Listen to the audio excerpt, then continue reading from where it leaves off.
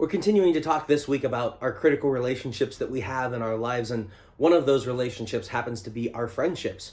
I talked a little bit on Sunday about how our friendships really tend to be unique relationships in our lives. They don't meet some of the same needs that our family relationships have, but they're also not relationships that we have with strangers. They fall in this weird gap in between. And so it's important for us as we think about these godly relationships that we have in our lives, these godly friendships that we have in our life, to ask the question, are our friendships actually godly?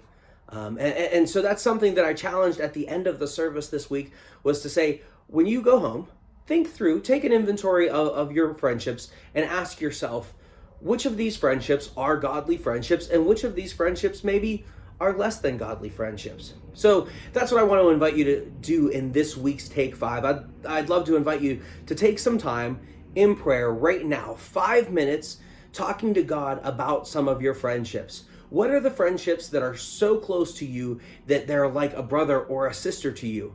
And then ask God, is this a friendship in my life that is a godly friendship? Is this friendship drawing me closer to you, God? And if not, ask God some ways that you can work to shape that friendship so that it can be more of a growth point in your life than a stress point in your life.